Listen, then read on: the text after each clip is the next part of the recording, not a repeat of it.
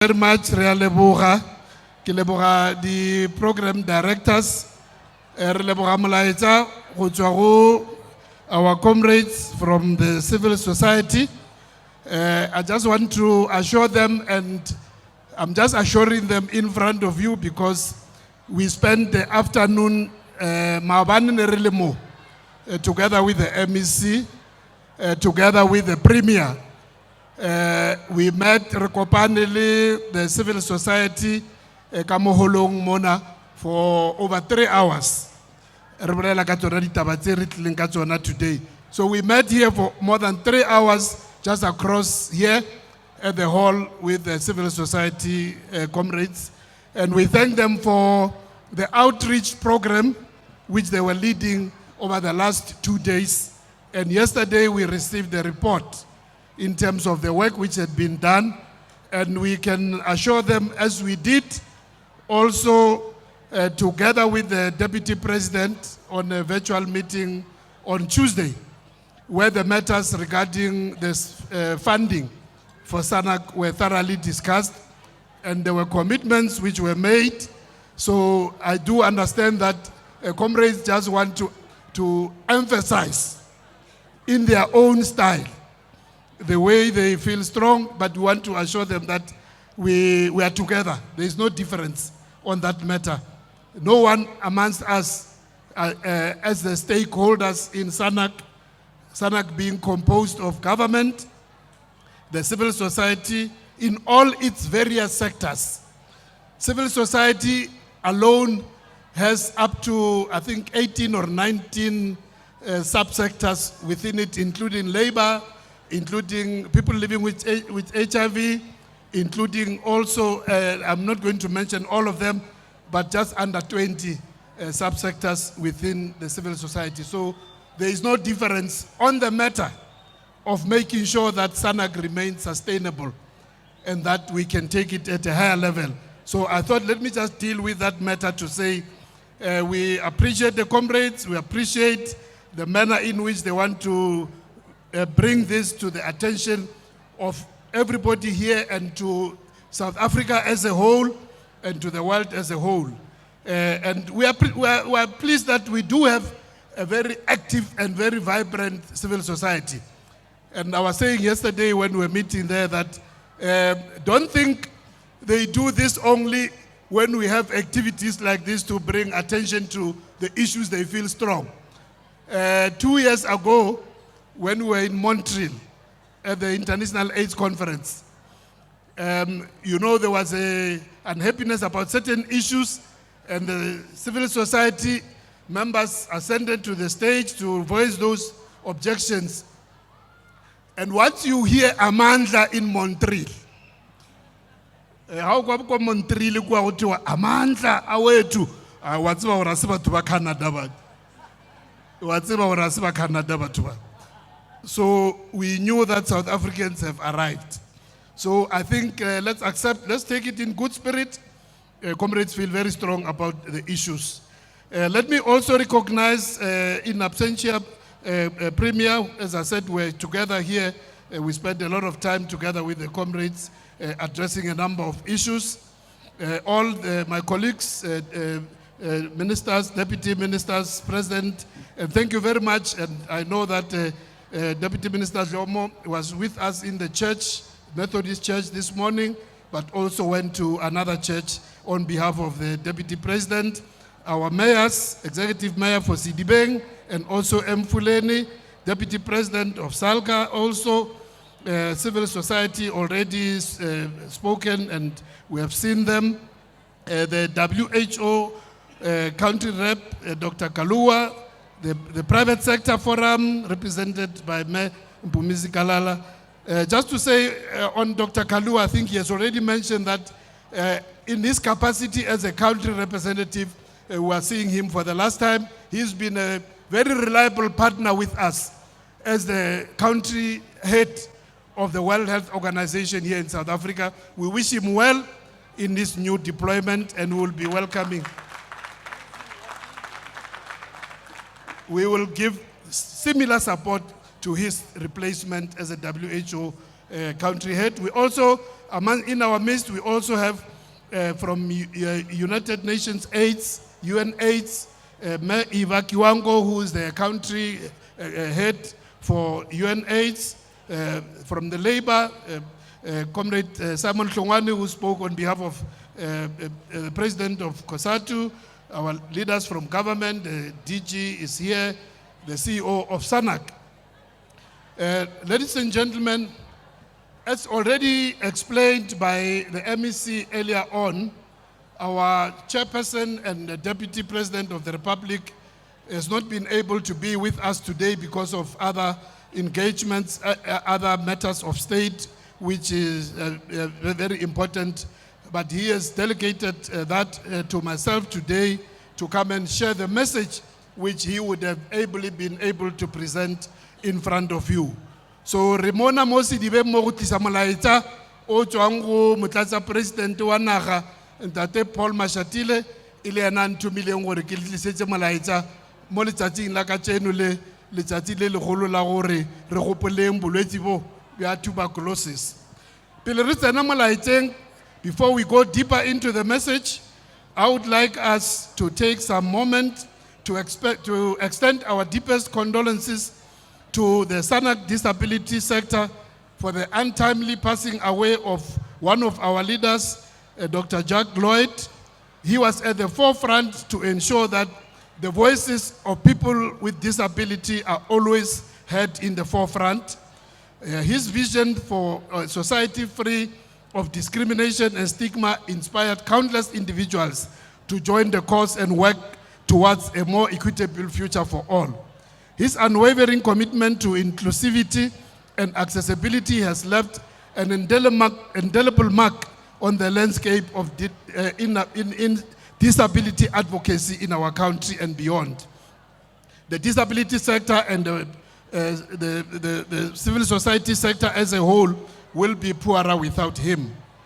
Can I request that we take a moment just to rise in silence for a minute in dipping our banners in respect of Comrade Dr. Jack Lloyd and his family. Just a moment of silence, please. Even at the corner there, re kgopela motsotso wa gore re tlhomphe o re tlogetse mo lefatsheng Comrade wa rena Ntate Jack Lloyd.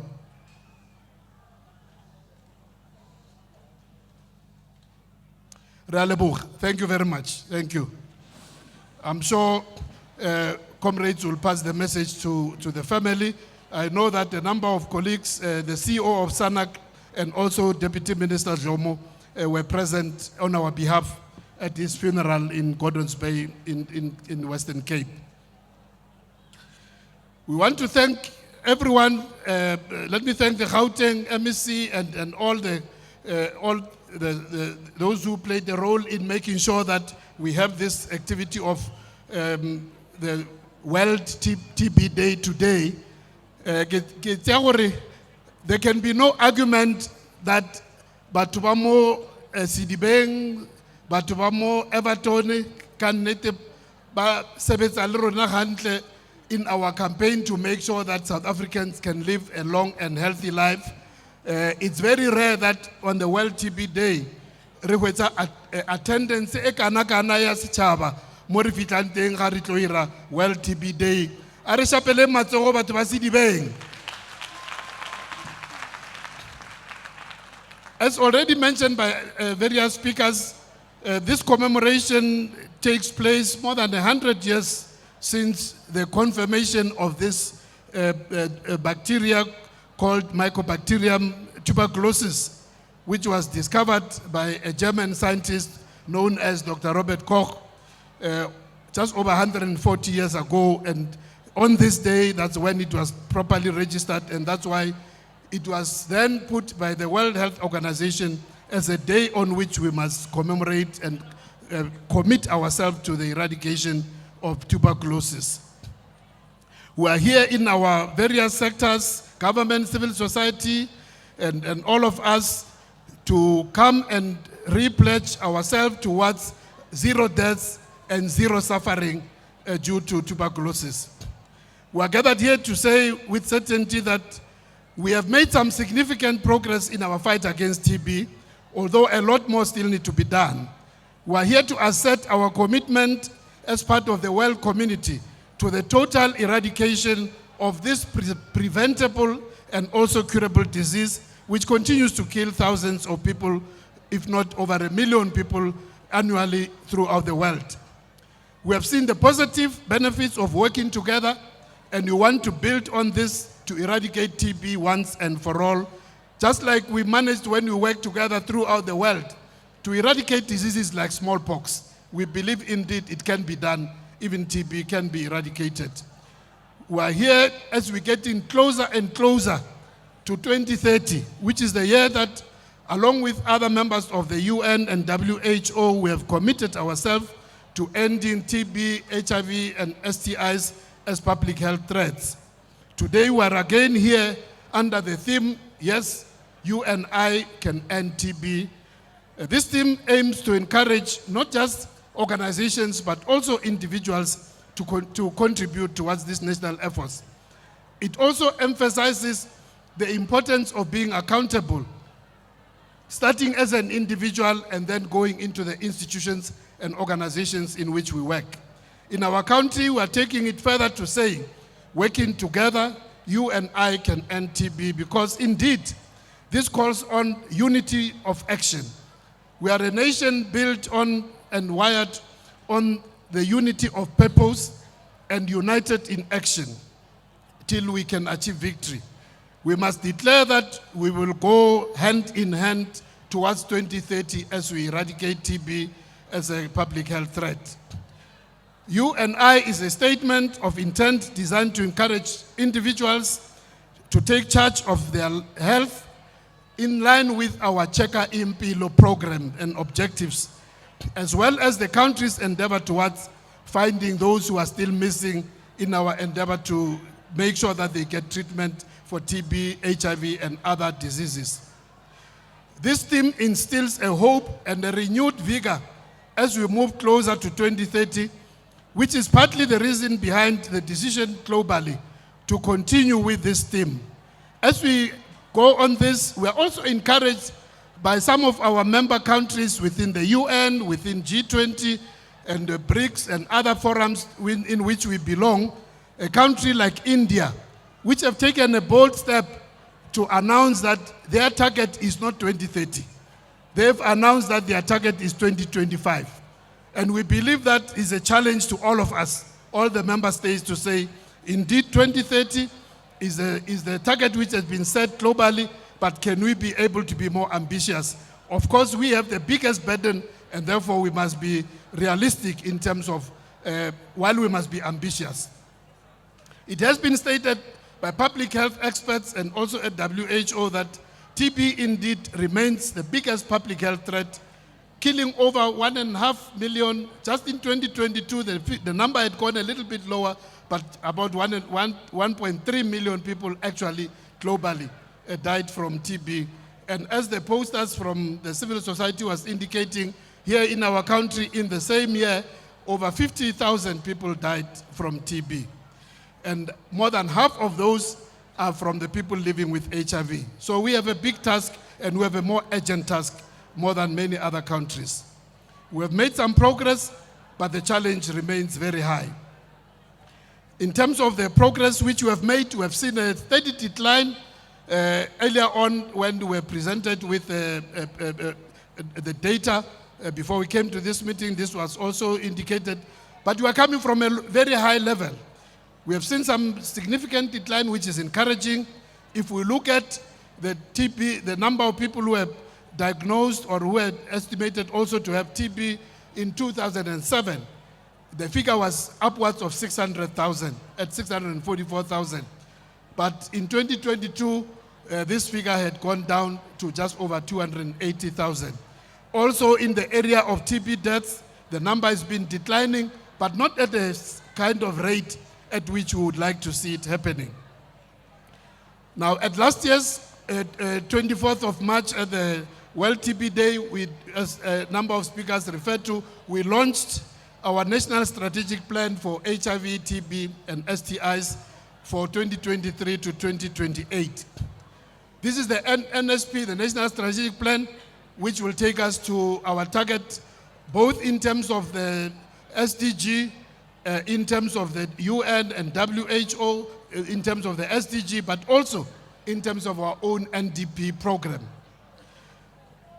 Within the health sector, led by the Department of Health, working under SANAC as well, we've also developed a TB strategic plan as a sub-program under the NSP, and also came with a TB recovery plan, which is making sure that on an annual basis, we can be able to measure our progress in terms of how we are doing. And already, Comrade Steve mentioned that this TB recovery plan was also endorsed by all sectors, by SANAC as a whole. And it is through this TB recovery plan that we want to make sure that the disadvantage which we suffered during the course of COVID, we can be able to recover all those.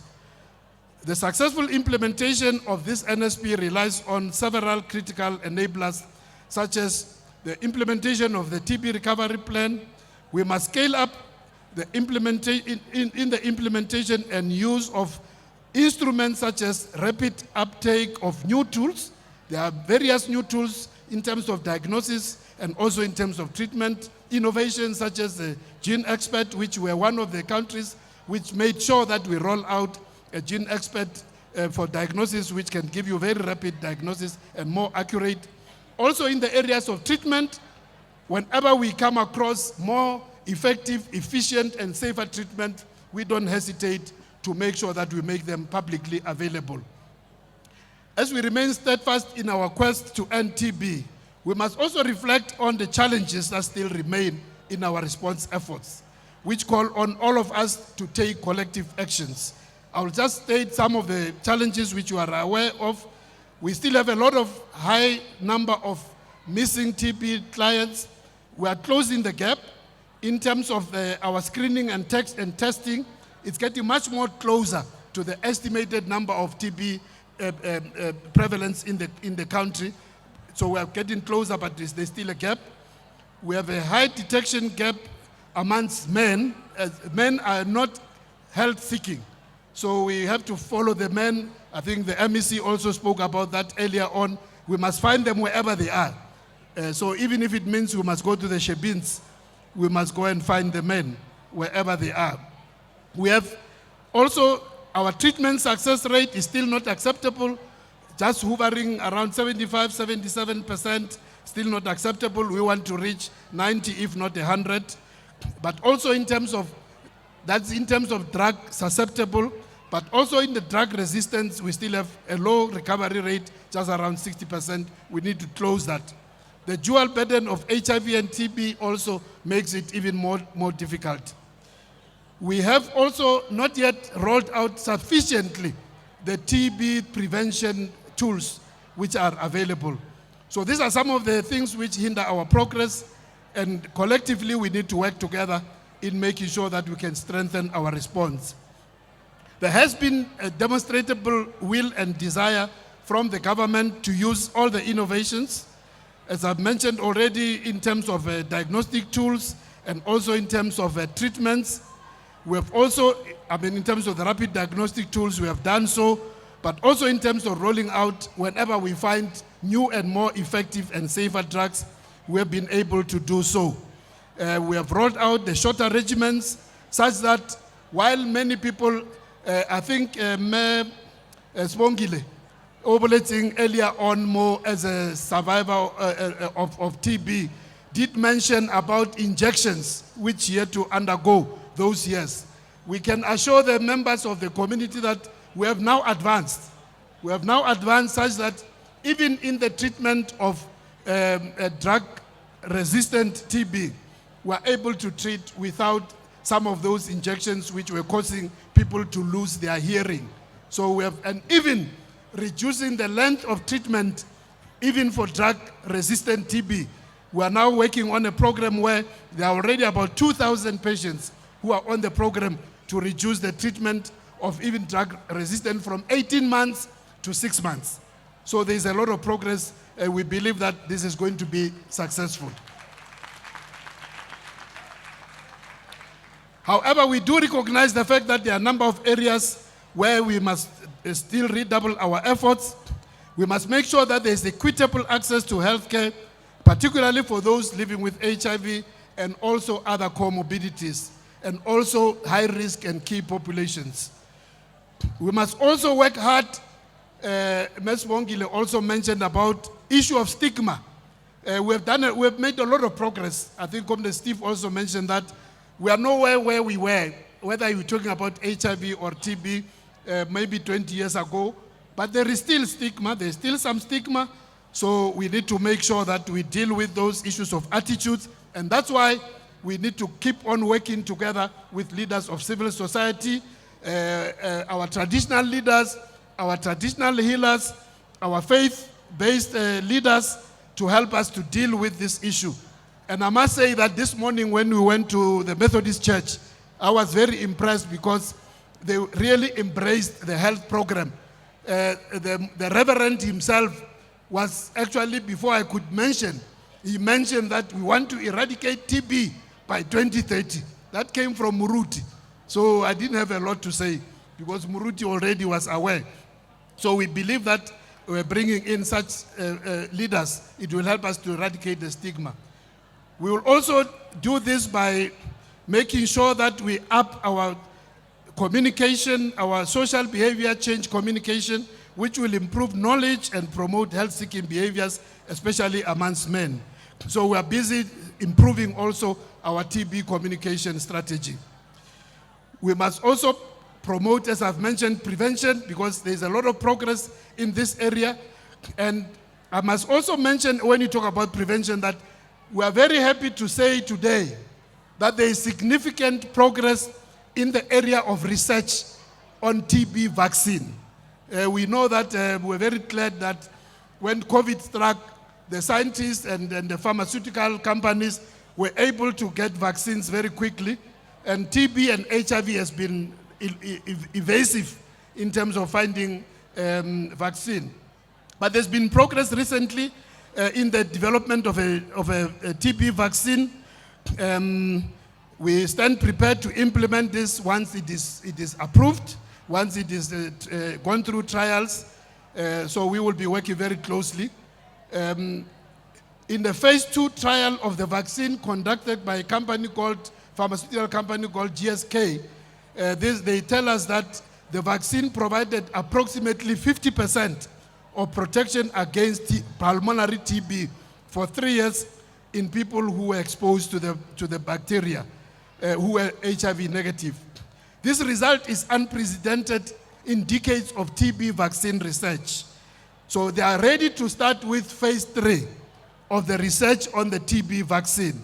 Now we are happy that as South Africa, we will be part of the phase 3 research into the TB vaccine. They are ready to enroll more than 20,000 people into these trials. It will not only be South Africa, it will be South Africa, it will be Zambia, Malawi, Mozambique, Kenya, also outside Africa, Indonesia and Vietnam.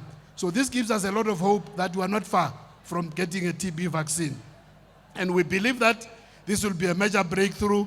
The last time there was any semblance of vaccine is what all of us, I hope, because it was compulsory, it's still compulsory here in South Africa, BCG.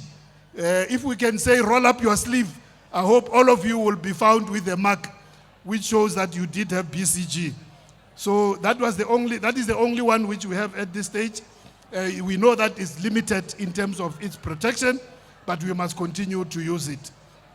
But as other speakers have indicated, we are also conscious of the fact that government cannot win the fight against TB alone, because TB is also one of the diseases which are part and parcel of our social circumstances. TB, while it is a bacteria, it also thrives in people who are immune deficient. That's why it's very, very active and very, deadly in people who are HIV positive and who are not on suppression with HIV. But also people who are living in overcrowded situations, poor nutrition, all those. So, and also especially in the industries, in the mining industry. And we are very happy, Ms. Galala, because we have a very good relationship with the mining industry. in terms of making sure that they test their mine workers and even the ex-mine workers, so that those who have got TB can be treated, and those who deserve also some financial rewards because of the fact that they've been infected with TB due to working in the mines. And in doing so, we're not only working in South Africa, but also in the SADC region. We work also with an organization of ex-mine workers, South African Association of Ex-Mine Workers. We're working very closely with them to make sure that we can be able to eradicate tuberculosis. Now, ladies and gentlemen, we indeed are very committed to make sure that as I mentioned earlier before we came here, we are very clear that information and data is very important.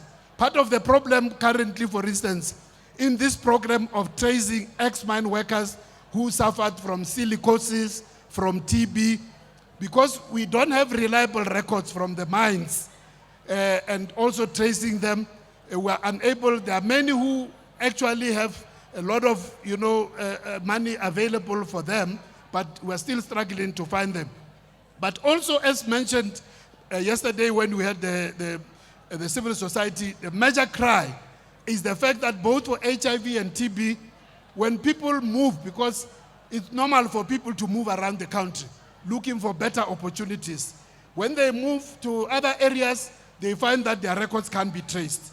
So in order to do away with that, we are indeed increasing our digital capacity to make sure that we have the information, dashboards to trace our work, but also to make sure that we have the digital information which makes sure that we can find the people. And when they arrive at different places, they just code their ID number.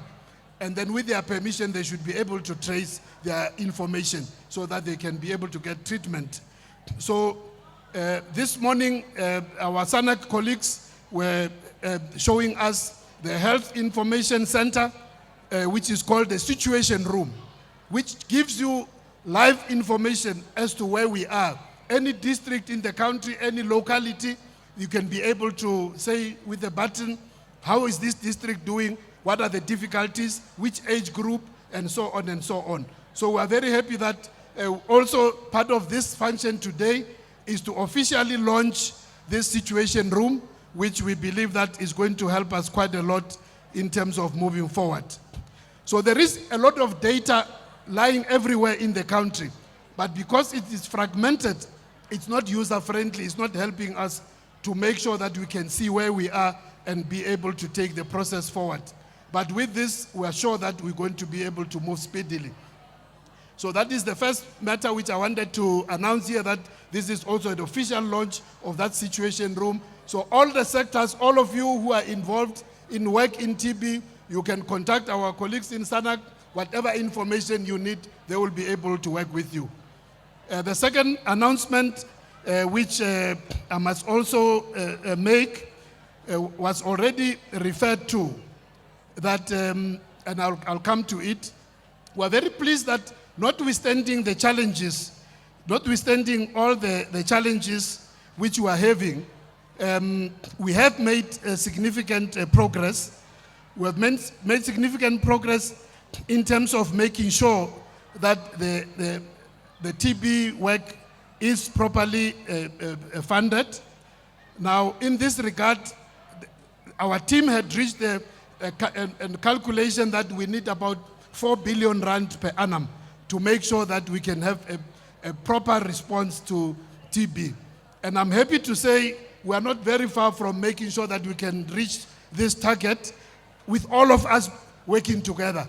From government, as I mentioned, as the 71% contributor, from the Global Fund, contributing about 21% of that budget which we require, but also from our friends and compatriots from the US already, which Mr. Tillis mentioned earlier on. We have a commitment through the US Agency for International Development, USAID, of the award of the Accelerate Tuberculosis Elimination Program Resilience Activity, also referred to as the Accelerate. Through this program, the US government has committed an amount of 94 million US dollars to work with us over the next 5 years.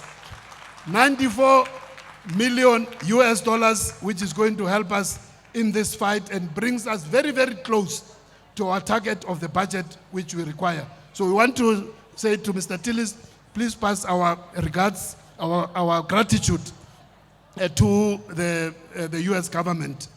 I want to also just touch briefly on the fact that, as we know, 3 days ago we were at George Tabe Stadium with the President on Human Rights Day.